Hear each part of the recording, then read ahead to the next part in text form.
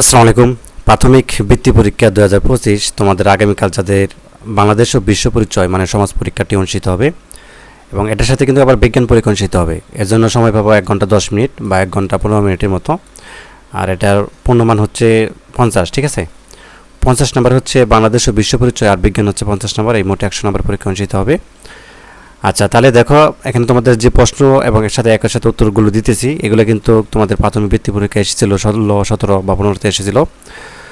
খুব গুরুত্বপূর্ণ, যেমন এটা 18তে এসেছিল, এটা হচ্ছে 16, 17তে এসেছিল, খুবই গুরুত্বপূর্ণ, ঠিক আছে। আচ্ছা, তাহলে দেখো, আর যারা অভিভাবক ভিডিওটি দেখতেছেন আপনারা জানেন যে সাজেশন দিতেছি আমাদের এই নাম্বারটির মধ্যে হোয়াটসঅ্যাপ বা ইমো আছে, এখানে যোগাযোগ করে সহজে নিতে পারবেন পিডিএফ আকারে। তবে হ্যাঁ, 100 টাকা পেমেন্ট করতে হবে, ঠিক আছে।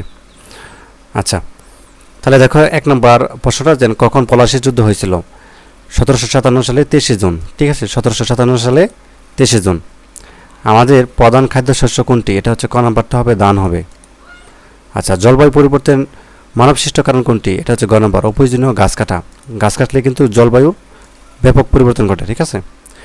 বিশ্বজুড়ে 8 মার্চ একটি আন্তর্জাতিক দিবস হিসেবে পালন করা হয়। উক্ত দিবসটি হলো নারী দিবস, আমরা জানি নারী দিবস, ঠিক আছে।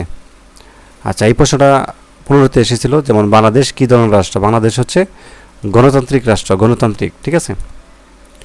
আচ্ছা, এরপরে তোমাদের বাম পাশের সাথে ডান পাশ এটা মিল করতে হবে।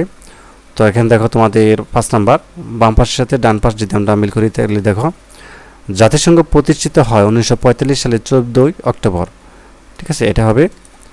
এবং মুদ্রের সুস্বাদু খাবারের নাম কি হবে? নাপ্পি হবে, নাপ্পি, ঠিক আছে। আচ্ছা, আমরা সতর্ক থাকবো আগুন থেকে। আমরা সতর্ক থাকবো কিসে থেকে? আগুন থেকে, এটার সাথে যাবে। আমরা পরিচ্ছন্ন দূষণমুক্ত রাখবো, কি রাখবো?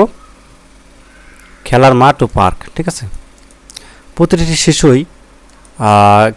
শিশুই এক অপর থেকে আলাদা।